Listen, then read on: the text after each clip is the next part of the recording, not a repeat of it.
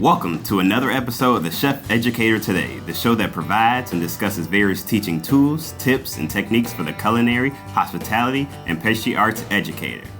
And now, coming to you through the airways from Palm Beach County, Florida, here is your host, Doctor, Professor, and Chef, Mr. Colin Roche. Hello, everyone, and welcome to another episode of the Chef Educator Podcast. I am your host, Dr. Colin Roche. And this podcast was created to be a comprehensive resource for both new and veteran culinary, baking and pastry, and hospitality educators, teachers, and faculty at both secondary and post-secondary educational institutions. Our hope is to offer a collection of practical and effective teaching tools, tips, and techniques that we can all use in our classrooms and our labs. And if this is of interest, please be sure to let us know. And don't forget to subscribe and give each episode a positive rating. It is only with your help and support that this podcast is possible. So now let's get right into today's episode, which is the third episode in the series of shows on the subject of grading, assessment, and evaluation, where we take a long, hard, honest, and uncensored look at the way we grade students in our schools today. And well, I had planned to get this episode out to you all sooner. However, I have been swamped as of late.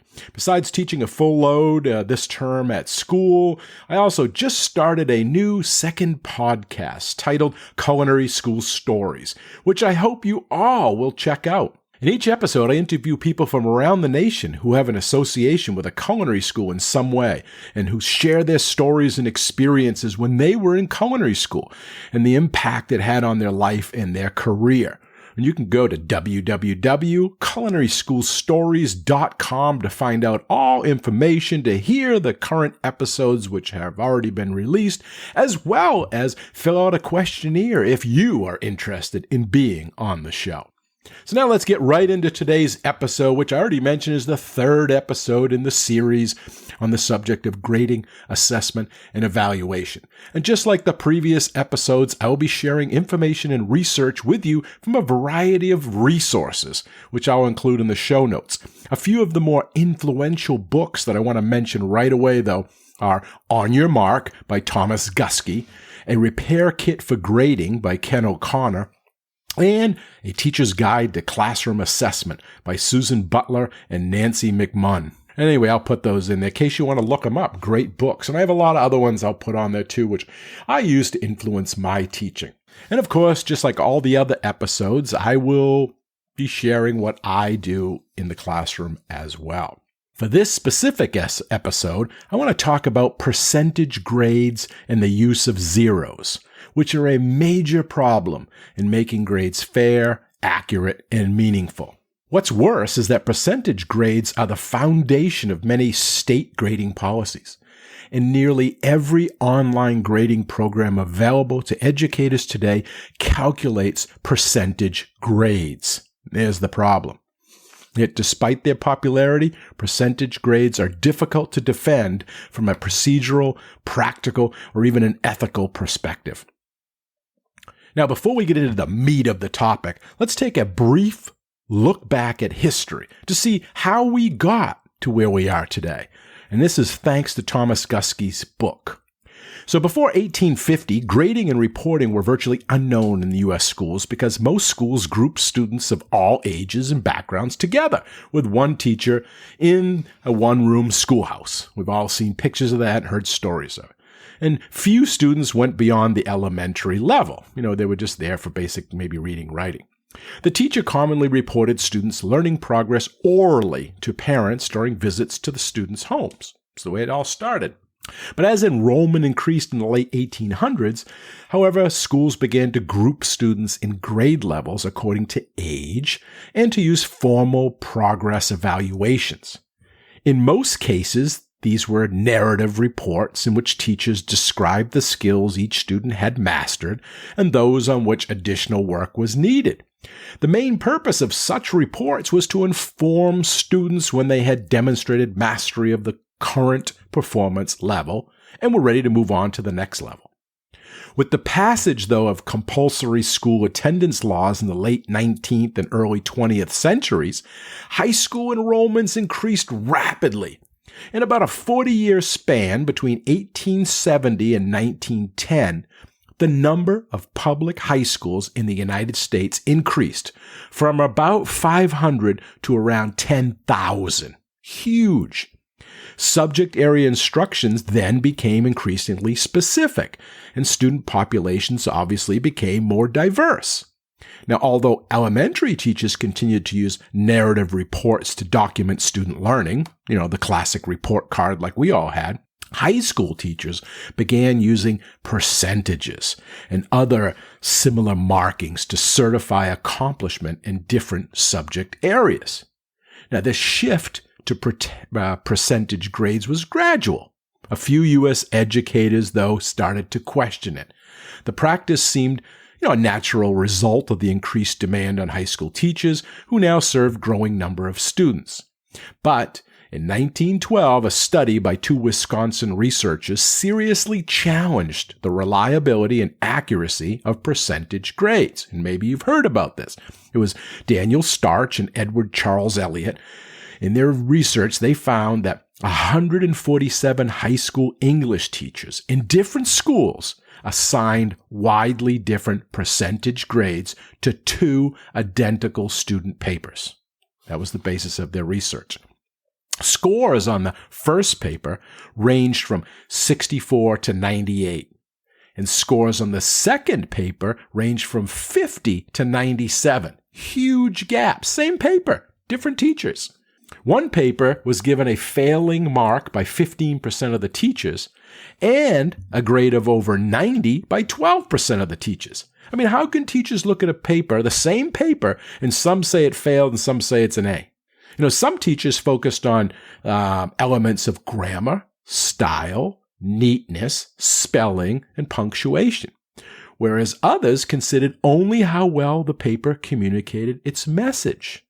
So with more than 30 different percentage grades assigned to a single paper and a range of more than 40 points, it is easy to see why this study created a huge stir during its time. It's still talked about today. Well, of course, this study was immediately criticized by those who claimed that judging good writing is, after all, highly subjective, right? How can you do writing? It's a subjective thing. Well, the researchers repeated this study, and this time they used geometry papers. That's black and white. There's not a lot of subjective in there. And it was graded by 128 different math teachers, and they found even greater variation. Scores assigned by teachers to one of the math papers ranged from 28 to a 95%. And some of the teachers deducted points only for wrong answers. Others gave students varying amounts of partial credit for their work. Still others considered neatness, the form, spelling, and the various grades that they assigned. You can see how it changes, even though the instrument may be fine. That's why we need rubrics and things. Well, anyway, these demonstrations of wide variation in grading practices among teachers led to a gradual move away from percentage grades to scales that had fewer and larger categories. One was a 3-point scale that employed the categories excellent, average, and poor. Another scale they used was the familiar 5-point scale that we may know of, which is excellent, good, average, poor, and failing, which is the A, B, C, D, and F. So this decrease in the number of score categories led to a greater consistency across teachers in the grades that were assigned to student performance. So it was pretty good. They realized that, we got to bring it down. It's easy to say it's either in this category or this category if we have 2 or 3 or up to 5. But if you have 100, so percentage grades continued to be relatively rare in U.S. schools until a modern resurgence in the early 1990s. And this was when grading software and online grade books began to gain popularity among educators. Today, schools can choose from numerous electronic grading software programs.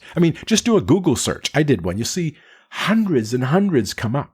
Because these programs are developed primarily by computer technicians and software engineers rather than Educators like us, they incorporate scales that appeal to technicians, specifically percentages.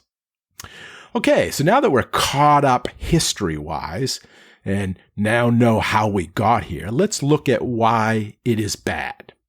So, like the monetary system, which is based on the dollar, percentages have 100 levels that are easy to divide into increments of halves, quarters, tenths. Percentages are also easy to calculate and easy for most people to understand. You got a 50%, you got half, you got 75, you got 3/4. Thus, the resurgence of percentage grades appears to come mainly from the increased use of technology these days and, the partialities of computer technicians, when they design this software. It was not for the desire of educators for alternative grading scales, or even from research, what we know about good grading practices. They didn't take any of that into consideration. Now, modern percentage grading scales differ significantly, however, from those that were used in the past. The 100-point scale that teachers employed in the early 20th century were based on an average grade of 50, and grades above 75 or below 25 were very rare. In contrast, most modern applications of percentage grades set the average grade at 75, because that translates to a letter grade of C. And they establish 60, or some do 65, as the minimum threshold for passing. I know at my school, it's 60. In a couple of schools I've worked in, it's always been 60. You get a 60, you pass, 59, you fail. Well, this practice dramatically increases the likelihood of a negatively skewed grade distribution that is heavily gamed against the student. If you know about math and percentages, this is not good. Ironically, neither this narrower grade distribution nor a century of research and experience in scoring students' writing, as we just talked about, seems to have improved the reliability of percentage grades assigned by teachers. Recently, in a recent study, Hunter Brimey, I think it is, in 2011, he replicated Starch and Elliott's 1912 study, and he attained almost identical results. He asked 90 high school teachers who had received nearly 20 hours of training in a writing assessment program. Okay, they all were trained on the same methods to grade the same paper on a 100-point scale. Among the 73 teachers who responded, scores ranged from 50 to 96. And that is among teachers who received specific professional development in writing assessment. So they were trained, and the grades still have a huge swing to them, from failure of 50 to 96, which is an A+. So even if one accepts the idea that there are truly 100 discernible levels of student writing performance, it's clear that even well-trained teachers cannot distinguish among those different levels with much accuracy or consistency. From the perspective of simple logic, percentage grading scales make little, if any, sense. As noted earlier, teachers who use percentage grades typically set the minimum passing grade at 60 or 65. The result is a scale that identifies 60 or more distinct levels of failure and only 40 levels of success. In other words, nearly 2/3 of the percentage grading scale describes levels of failure. And what message does that communicate to students? And distinguishing 60 different levels of failure is hardly helpful.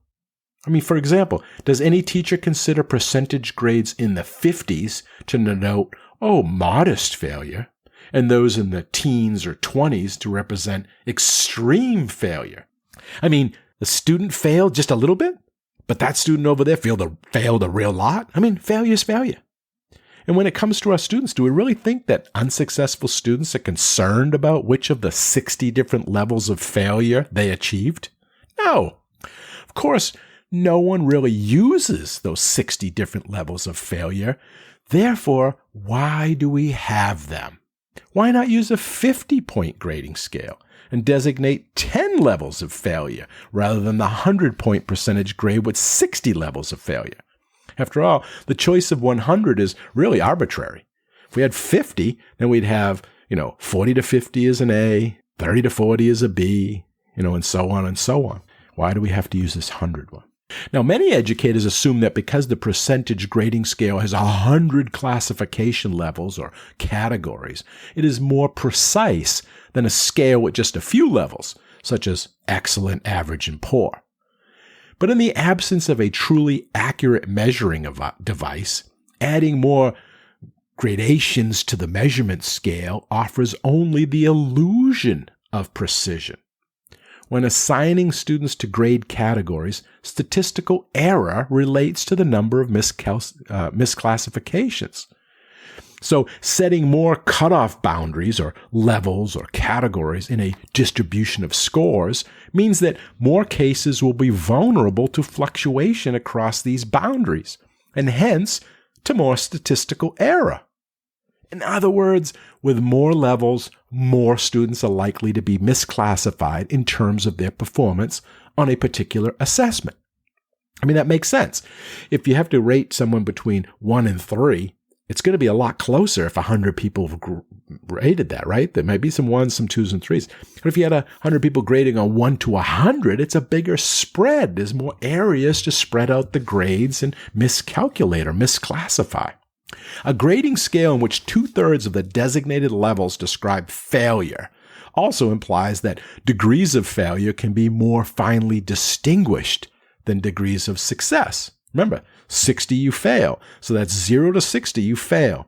If you pass, it's 60 to 100, so that's 40. That means it's easy to figure out the failures? Should the focus of educators be to determine more minutely different levels of failure than those of learning success? I don't think so. And the accuracy of any measure depends on the precision of the measurement instrument. For example, a sophisticated stopwatch, for example, can very accurately measure the time an individual takes to run a 100-meter race. The instrument we use, though, to measure student learning are far less accurate and far less precise. We just saw that in those examples. Our subjective tests, quizzes, exams, we make them up, we grade them, we figure out what's important. So it's not a stopwatch, right? It has human error built into it all over. And measurement experts identify precision by calculating the standard error of measurement.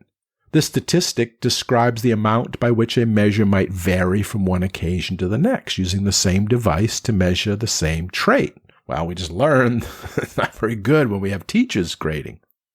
Overall, the large number of grade categories in the percentage grading scale and the fine discrimination required in determining the difference among categories allows for the greater influence of subjectivity, as well as more error and diminished reliability. The increased precision of percentage grades is truly far more imaginary than it is real. Now, percentage grades are often directly derived from the percentage of items a student answers correctly on an assessment. This, in turn, is assumed to reflect the percentage of the content the student has learned or the percentage of the skills the student has mastered. Well, because assessments of student performance vary widely in their design, this assumption is rarely true. Some assessments include items or problems that are so challenging that even students who have mastered the essential content and skills still answer a low percentage of the items correctly. Because again, who writes these assessments? The teacher. And was the information taught or available so that they could pass it? Let's take, for example, the graduate record examinations, the GRE. Many of us had to take those to get into graduate school.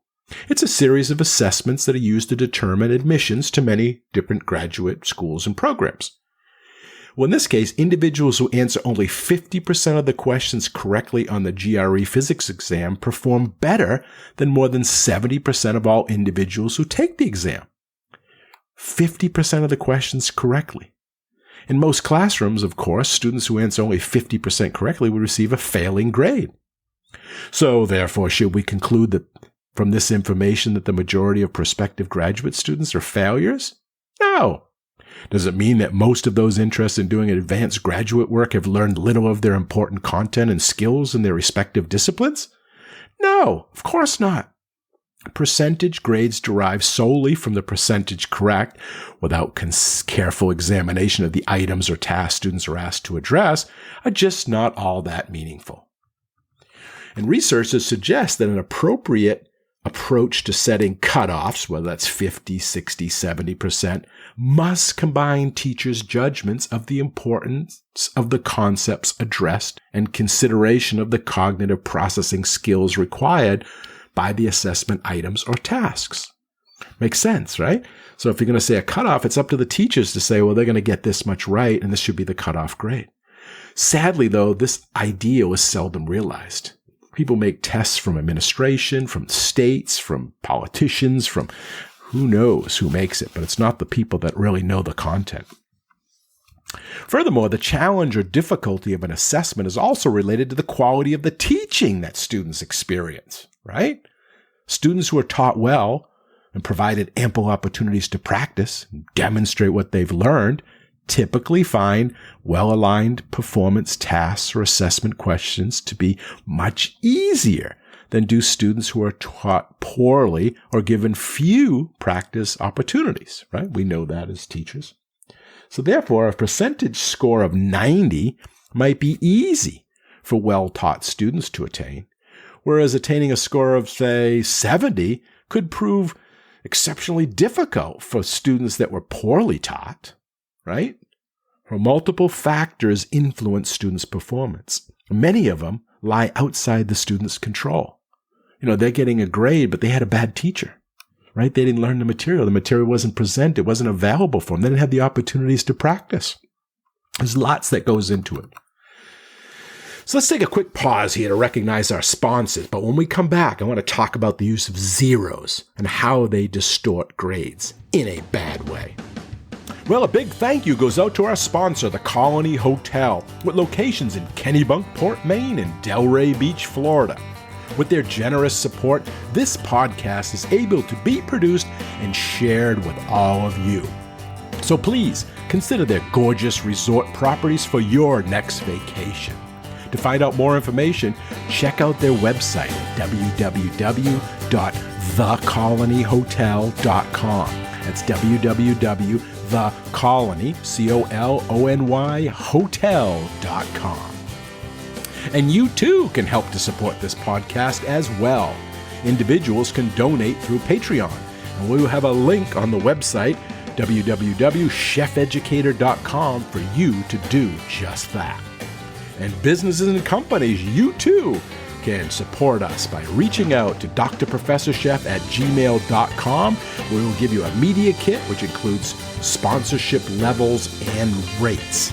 So send us an email, drprofessorchef@gmail.com for your media kit to see how you, as a business or company, can support or sponsor this podcast. Okay, we're back. So let's talk about the use of zeros, something I see all the time. Now, when combined with the common practice of grade averaging, a single zero can have a devastating effect on a student's percentage grade. The student's overall course grade then becomes unfairly skewed by that one atypical low score. And to recover from a single zero in a percentage grade system, a student must achieve a perfect score on a minimum of 9 other assignments. 1 0, say it again, a student then must achieve a perfect score on a minimum of 9 other assignments to bring that back up. They just kill a student's grade. Attaining that level of performance would challenge the most talented students and may be impossible for struggling learners. Guskey states in his book that a single zero can doom a student to failure, regardless of what dedicated effort or level of performance might follow.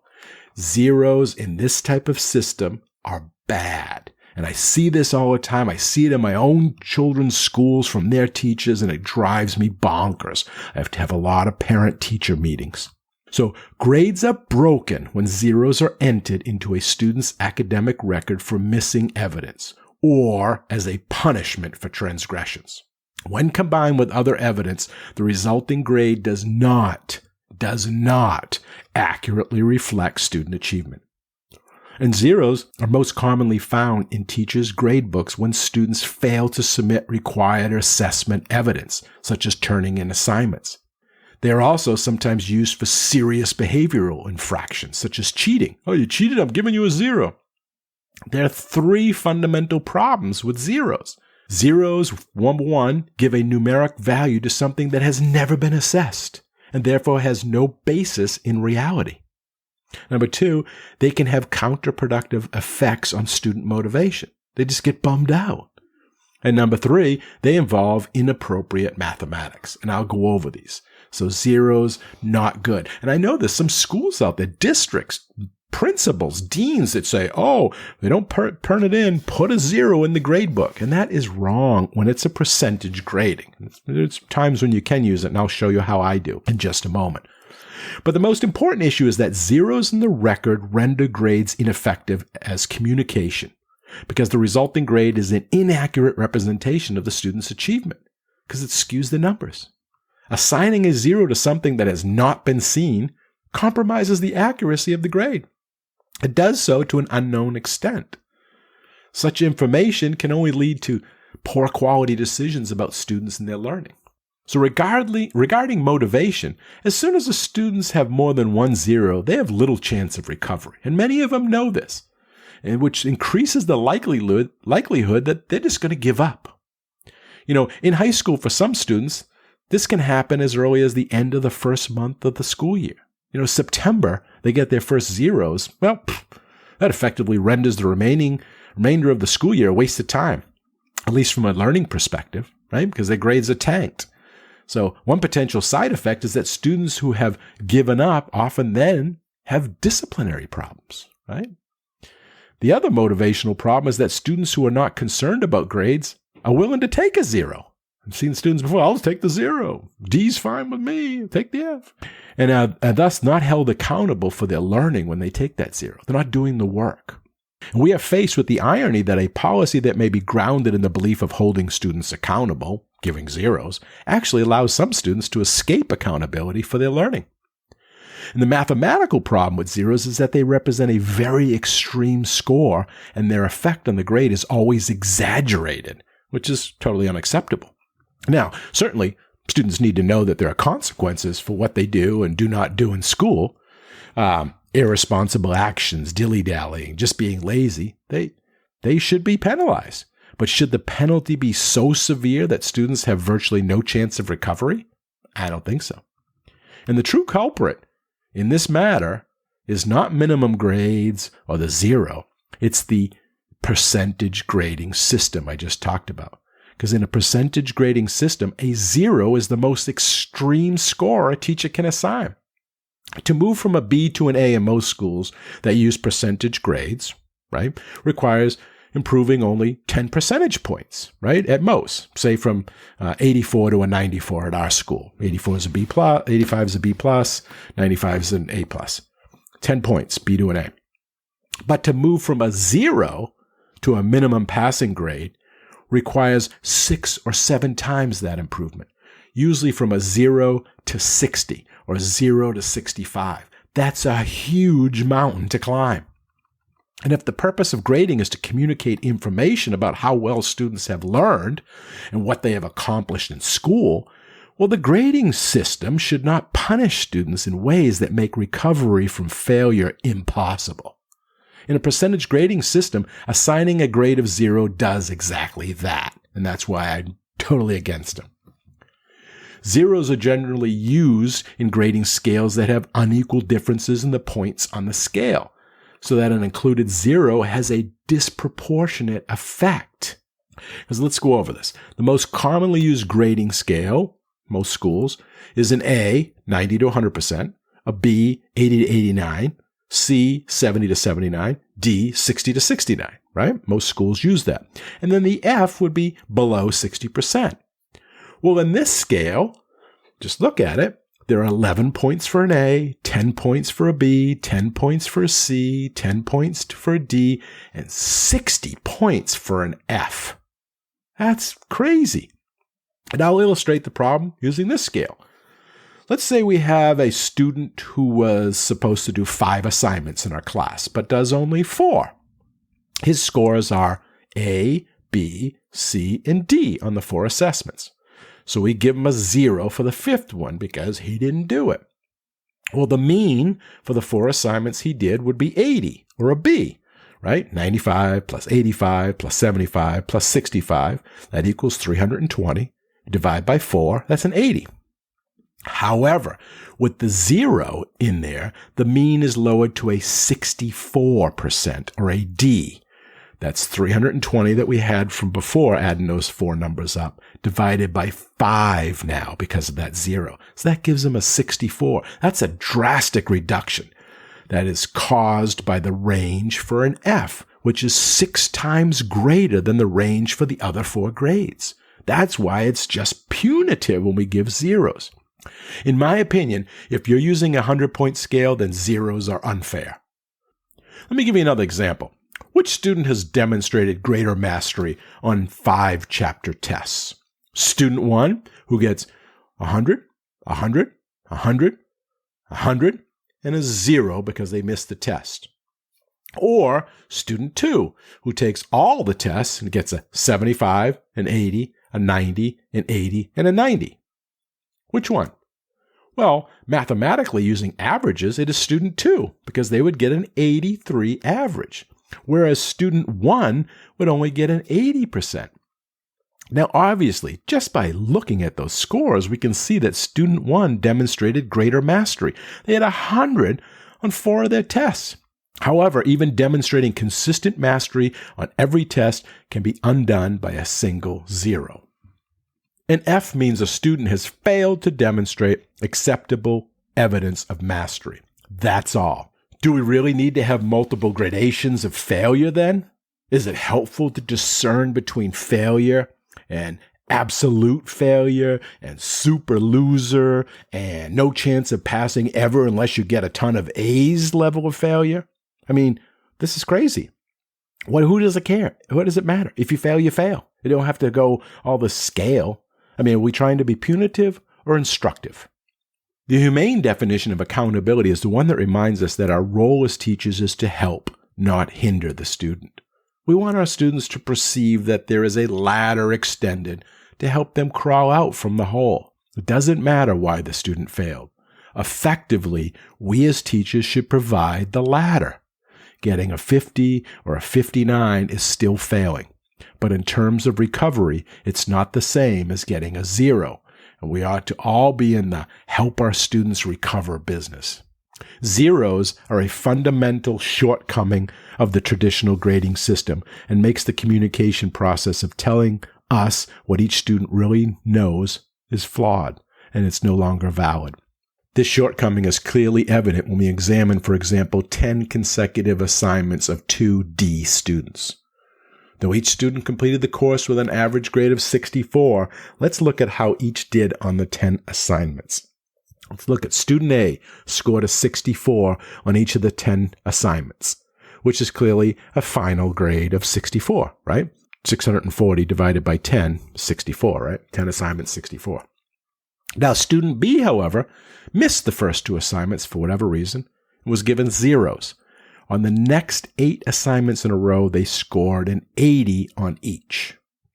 Okay, so we have student A, 10 scores, all 64s. Student B, 8 scores of 80, all 8 of them. And then he had 2 zeros, or she. You will reason that since they are pretty consistent, they would have a final grade of around 80, right? For that B student, they're all 80, they just missed 2. But with those 2 zeros factored in, their average is a 64 as well, because their grade is 640, but it's now divided by 10. See how those zeros kill? This is why I believe that the averaging of all or most assignments on a 100-point scale insufficiently communicates what a student knows and is able to do. In the example I just gave you, both of those students would have received the same final grade, but it's difficult to make the case that the data represents students with identical levels of understanding of course content. I mean, student A, a student who never scored higher than a 65 or 64 on any assessment, has the same final grade as student B, a student who scored 80 on the final 8 assessments? And there are really 2 flaws at play here.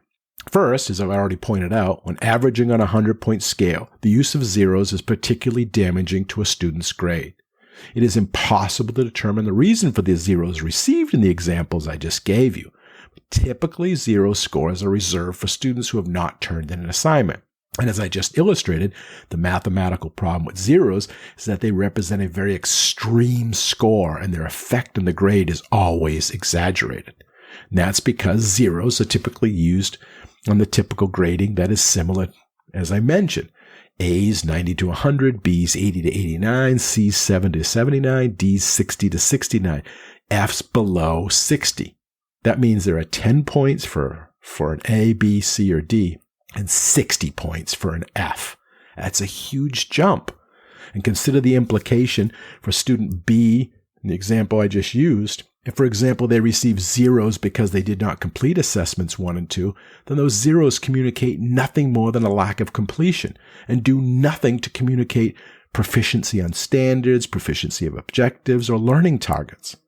In that case, it is difficult to justify the use of zeros if the goal of grading is to communicate students' proficiency in those areas. If, on the other hand, the zeros represent the quality of their work on assessment 1 and 2, then there are still mathematical concerns with the use of zeros relative to the established grading scale. I mean, they should have gotten some points.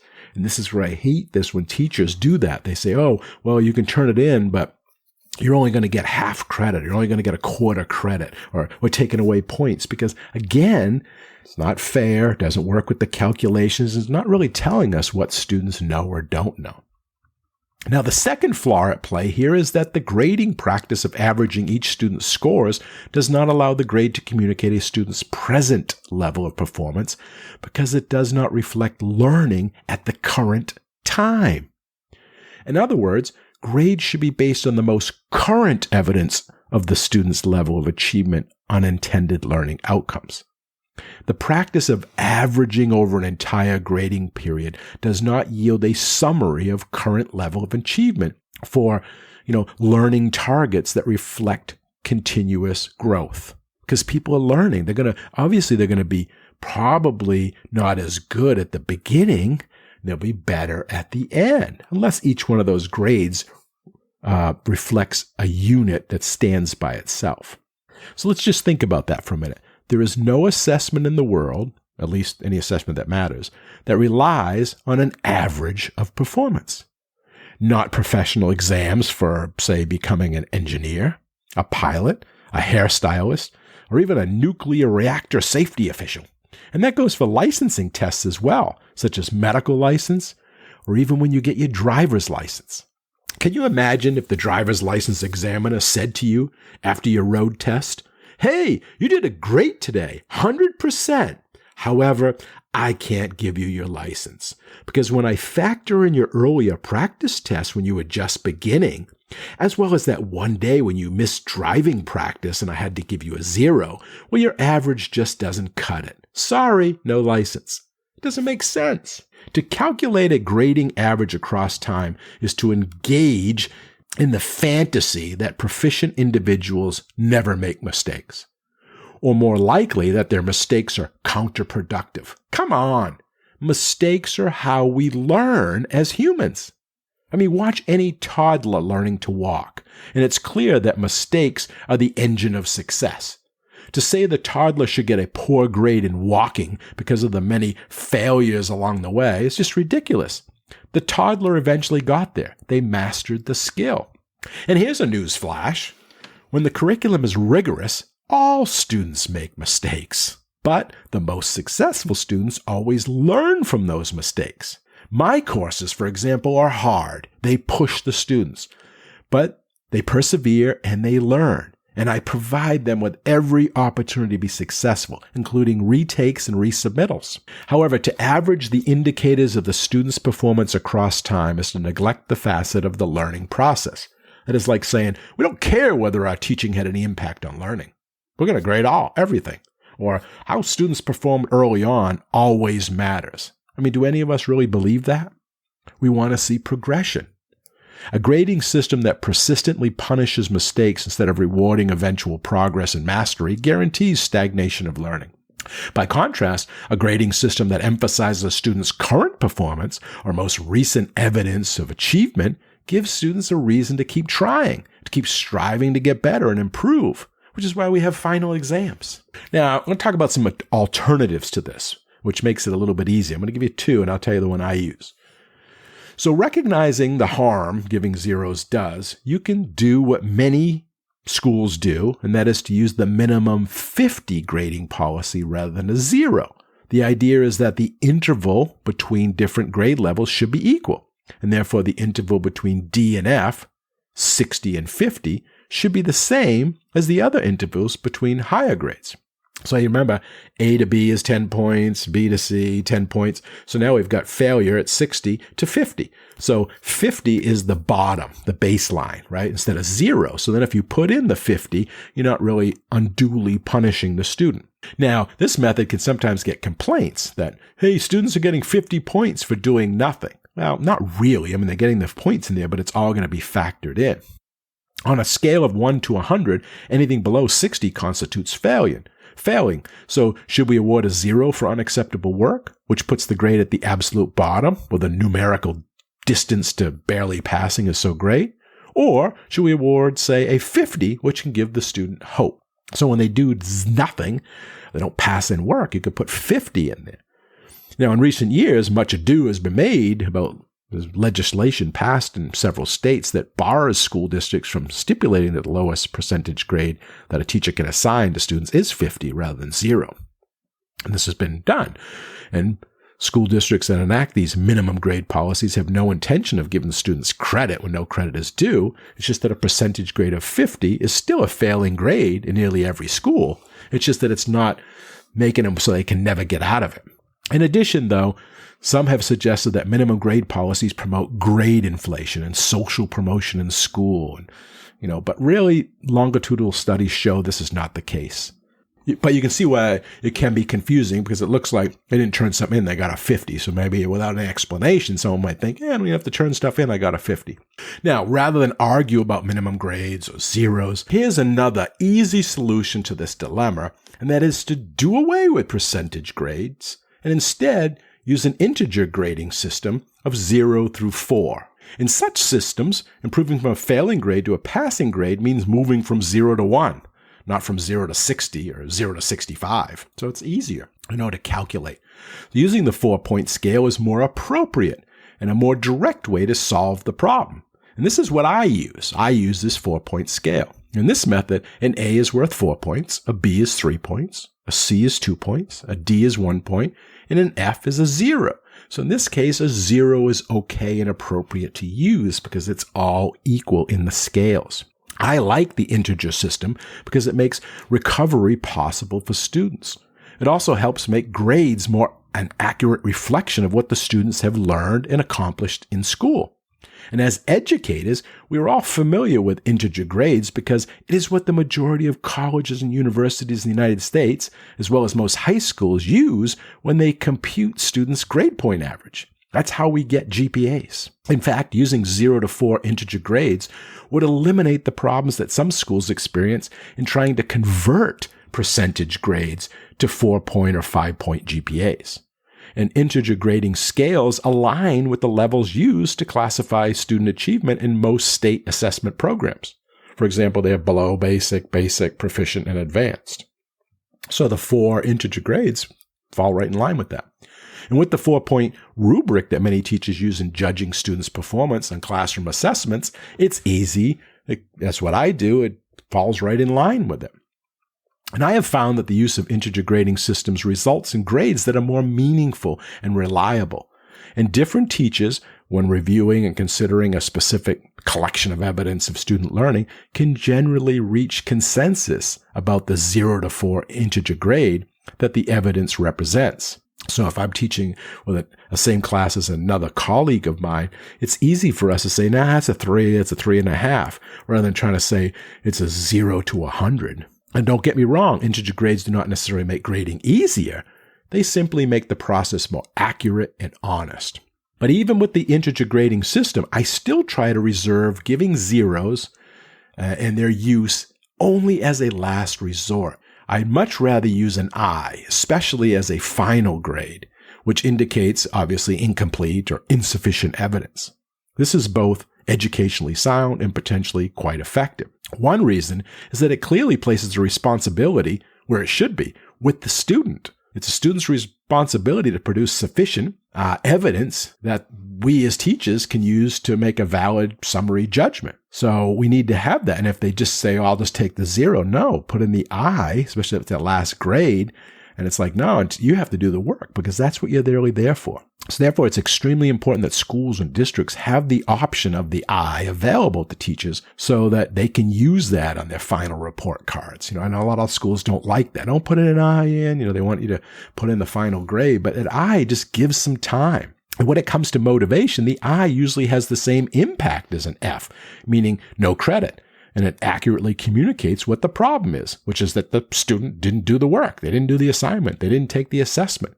So a zero doesn't say that. It could be like, well, did they really get 0 points on it?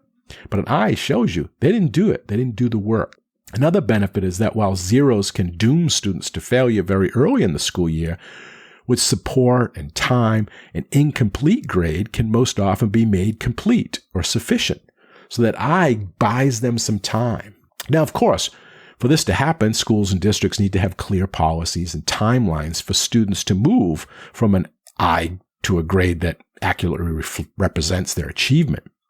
This is the positive, supportive approach that is likely to be much more effective in promoting further learning than is the negative and punitive impact of zeros. And if a student the first month of school sees 2 zeros, they're going to be like, well, I can't get out of this. But they see I's, then they can come approach you. You can sit down with them. You can make a plan. You can have them put in the work, which is really the key, right? They're doing the work. They're doing the learning. And in Chapter 9 of my book, Culinary Educators Teaching Tools and Tips, I address grades and morale, as well as various grading challenges. I talk about grade inflation, grade disparity, missing grades, and even grade insurance. And I'll leave a link to the book in the show notes in case anyone is interested in getting a copy of that book so you can read much more about it.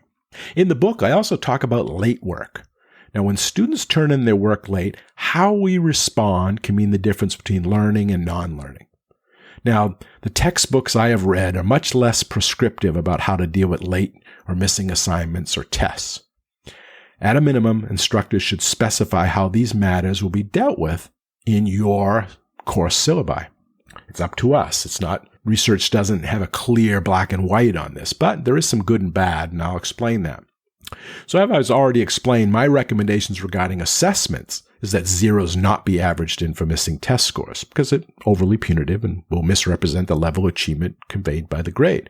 However, when it comes to late work, we as teachers must decide if the late work is incidental or habitual. If, for whatever reason, the student was unable to meet a particular deadline, but usually does meet the deadlines, then the late work is incidental, and extending the deadline not only enacts accountability, but it also teaches compassion. On the other hand, if late work is chronic, we might inquire why before we blindly punish. Oh, they didn't put the work in. Give them zeros. They're always late. Personally, I would rather investigate and take some action.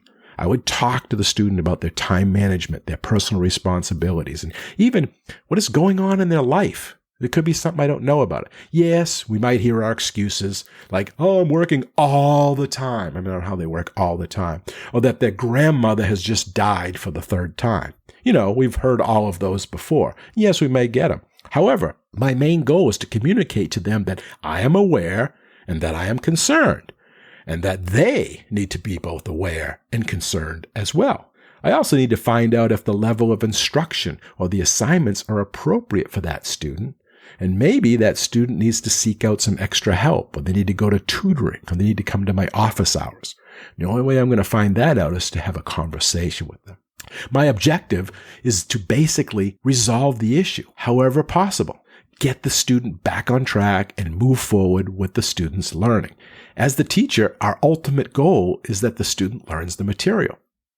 So the appropriate response to late work is to provide places and times where the students are required to complete the work. I'm not going to let them have the zero. Now, some students may want to be punctual, but have difficulty with, executive functioning. Others may have lost interest in the content or with the teacher or in school in general. So before we can address the behavior of turning work in late, we must understand why a student is experiencing this challenge. Time management, project management, they're skills that need to be learned. They're not inherent character traits. And our job as teachers, I believe, is to use research-based practices to support these students, both academically and behaviorally. Now, out of fairness to the other students who turned their work in on time and met the deadline, some teachers often resort to a variety of punishments. I know some of my colleagues, take a whole letter grade off the assignment for each day that it's late. Well, to me, that's not a good option because I think it not only does it send a punitive message, but also that if too many days go by, it often makes the students say, why bother? After 3 days, it's a D, and that's if it started as an A. So at some point, they're like, I just can't do it. Forget it. It's too low. I'm not going to do that. So that's not a good motivation. And as I just mentioned, my goal is for them to do the work and thus do the learning. I find that it's usually better to maybe take a few points off each day it is late so that at least it sends the message, hey, you're late, and it gives them, a prodding to do it. But it's not enough to make the student want to give up on the assignment or learning the material. In one of the books I research, which is titled Fair Isn't Always Equal, Assessing and Grading in the Differentiated Classroom, the author, Rick Wormeli, I believe it must be, Wormeli, talks a lot about accountability. He states that accountability implies a concern for the welfare of those with whom one works. And this definition carries the message that I am here to help you along, to help you grow. It also implies that teachers are learner advocates and have a responsibility to help students grow as learners, just as students have a responsibility to demonstrate their growth as learners. In other words, there is mutual accountability, a mutual accountability that focuses on achievement. In other words, we as teachers practice accountability when we focus on actual achievement and not on non-academic factors. And we teach accountability when we demand that students show their real learning and growth. This is another reason why we should not include such things as attendance and classroom behavior in a student's final grade, because then it would not solely reflect a student's academic achievement. The author, Wormeli, clearly states in his book that in many classrooms today, there is way too much that goes under the banner of a grade that has little or nothing to do with the achievement that a grade is supposed to represent.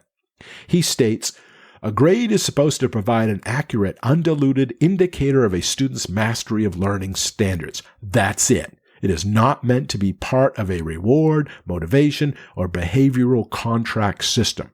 If the grade is distorted by weaving in a student's personal behavior, character, and work habits, it cannot be used to successfully provide feedback, document progress, or inform our instructional decisions regarding that student. The 3 primary reasons we grade.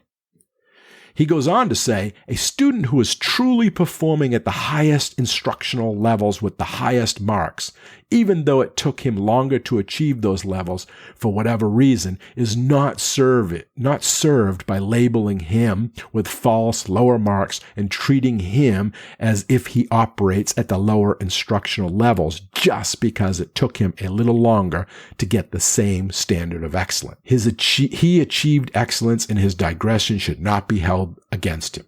Pretty good. And it's for this exact reason that in my classes, I not only allow resubmissions and retakes, but I encourage it. Now, of course, many teachers allow students to redo work or retake tests, but they don't usually award full credit the second time around. Or they may average the revision with the original grade or something else like that. But if they're not giving them the full credit, it basically says to the student, no way you're getting off easy. No way you're getting the full grade. No way.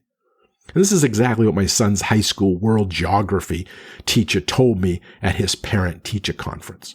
Oh, he can't get full credit. Their argument is something along the lines of, well, if Johnny gets an A on the paper when it is due, should Jane also get an A, even though she had to revise it 3 more times after the due date? Well, that wouldn't be fair. Well, my question back to her is, if Jane needs extra time for revision as well as extra coaching to demonstrate the same level of achievement as Johnny, then shouldn't her grade reflect that achievement regardless? In reality, didn't she just need something different, differentiated learning, to show that she can achieve at high levels, different from what others in the class needed? Furthermore, if we settle for what Jane has produced the first time around, then what are we teaching students about accountability? That they're not accountable for showing what they can do? That we are willing as educators to settle for less than they are capable of producing? Now, of course, the problem goes much deeper than just my son's teacher, because it's ingrained in the culture, the administration, and they often hear, well, that's the way we've always done it. But it's not right. They did the work. They produced it. It might have taken them a little bit longer. Given half credit when they did the work and they proved, their score should reflect that. By penalizing them for late, it just skews the number. It doesn't accurately show that they learned or mastered the material, and that's why it's wrong. Maybe I need to send my son's teacher a link to this podcast. Yeah, but the question is, would it help? She'd probably still stick to her guns. Anyway, we can even think about test retakes in the same way. That is, if a students fail a test or even do poorly on it, are we willing to let them off the hook? It's hard, especially with those students who don't care about learning or their grades. But we as teachers have to be unwilling to let them get away with not learning. When we mandate retakes, we are basically in the students' faces demanding excellence. We are holding them accountable by asking them to go back and redo tasks until they get them right. And what about the student who turns in no homework but earned straight A's on all the tests? Should that student get an A in the class? I had a student just like that last term who not only didn't turn in the homework, he never came to class unless there was a quiz or a test scheduled. Should he get an A? Well, to me, sure. And he did. I mean, think about it. He proved that he could reach the highest standards of excellence. He also proved that he didn't need to do the homework or listen to my lectures or do the in-class activities to ace the tests. Now, he didn't get a perfect grade in the class because of the way the assessments are weighted, but he did get an A. He proved that he fulfilled the objectives of the course, which are measured through the various course assessments. That's how I build the classes. Now, the author Romelli talks about this as well in his book, and he says that homework should be practice. And if someone can demonstrate excellence without practicing, what's wrong with that? And unless the homework is used to demonstrate incremental mastery all along the way, with each formative piece adding up to a whole that equates with summative mastery, homework falls into the category of other when it comes to grades and shouldn't be included. Now, some of the other things that shouldn't be included in grades are such work habits as initiative, discussion skills, participation, and effort. Why? Well, let's start by asking ourselves, how do any of these things reflect academic achievement? Now, I'm not saying that these things don't contribute to academic excellence, nor am I saying that these personal qualities are not important or vital for academic success, just that they don't belong in a final grade that is supposed to represent mastery of a subject. I mean, look at your course objectives on your syllabi. Does it say anywhere that students will need to be on time to class? Or that they need to talk when they're in class? Or that they need to show up for each and every class? I doubt it. Now, regarding participation, we already know that grades are to indicate levels of achievement only. Therefore, it would be inappropriate to count class participation. And that is, unless, of course, it is an integral part of a course, such as a foreign language course where a teacher needs to consider the quality of vocal responses and pronunciations as part of a student's grade. But even then, it shouldn't be the student's eagerness to volunteer in a class discussion that gets graded. Remember, willingness to express oneself in class is probably as much a function of personality as it is indicative of knowledge possessed. And to consider such behavior in determining grades would distort their meaning as measures of achievement. Therefore, it is ill-advised to consider student responses to oral questions as a basis for grades. Now, attendance per se can also rarely be justified as a factor in evaluating achievement. An easy way to think about this is if you went back to, say, first grade, would you need to be there every day and participating to prove that you knew the material? Remember, this is first grade. Would you be required to do the homework every day as proof that you understood the material from first grade? Or could you just take the tests of the final exam, that is, if they even have tests and final exams in first grade, to prove your achievement? It's my belief that attendance should not be factored into a student's overall grade. Now, is attendance important for learning? Of course, which is why I view a student's lack of attendance as a genuine concern and something that needs to be reported to administration, the dean of students, the truant officer, or whatever department oversees that area. It's important. I just don't think it should be built into their grade. And many teachers continue to have policies that wield grades as punishment for behavioral issues such as absences, tardiness, inappropriate conduct, and most often, as already mentioned, submitting late work. And as I already pointed out, the fundamental problem with this and any of these is that it ignores the primary purpose of academic grades, which is to communicate information about students' achievement with reference to learning goals. When grades are used to punish poor behavior, the true meaning of the grade becomes unclear because there's now uncertain mix of achievement and behavior. Not only does including indicators of behavior in an achievement grade cause difficulties when we interpret the grade, but it's also harmful to students' motivation and engagement. When grades are lowered because of late work or missing homework, especially if the penalties are severe, students can lose hope that they can catch up, which is going to reduce their motivation to try. Of course, I believe positive behaviors and promptness are important to teach, but consequences for behavior should directly address the behavior and not involve penalties that affect students' academic grades. Students who submit work late don't need a markdown for their indiscretion. They need support. And if the work is important, it is better that it be done late than not at all.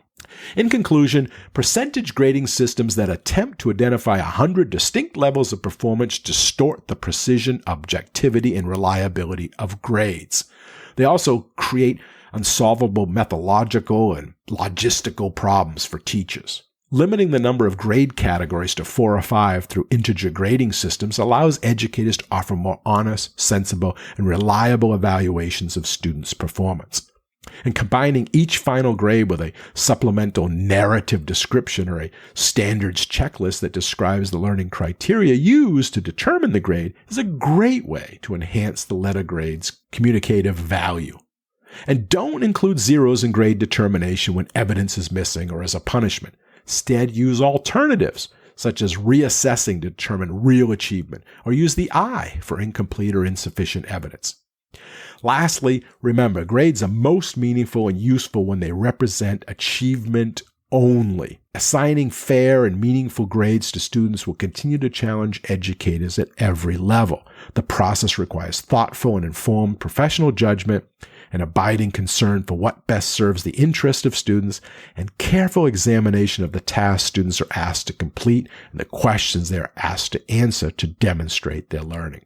Only when such examinations and reasoned judgment become a regular part of the grading process can we, as the teacher, make accurate and valid decisions about the quality of students' performance. Okay, so as I mentioned, I have future episodes dedicated to this topic, so be sure to subscribe so that you're alerted when they drop. And another way to get more information is to check out the book I mentioned titled Culinary Educators Teaching Tools and Tips, which is published by Kendall Hunt. I wrote this comprehensive resource with my co-authors specifically for both new and seasoned culinary and hospitality educators. Written in an easy-to-understand format, the book has numerous charts, templates, and examples throughout and is available in both electronic and hard copies. Again, the book's title is Culinary Educators Teaching Tools and Tips, and it can be purchased on Amazon or through the publisher's website at www.kendallhunt.com. And I'll put a link in the show notes, which you can also find on the website, www.chefeducator.com. And if you enjoyed this episode or the podcast itself, be sure to let us know. You can send comments, questions, and or suggestions to our email at drprofessorchef@gmail.com, or even leave us a voicemail at area code 207-835-1275. It's area code 207-835-1275. Who knows? Maybe we'll even play your message in a future episode. Well, that is all the time we have for this episode of the Chef Educator. Until we meet again, keep learning, keep teaching, and keep cooking. Thanks for listening, and bye-bye. Proud member of the Food Media Network.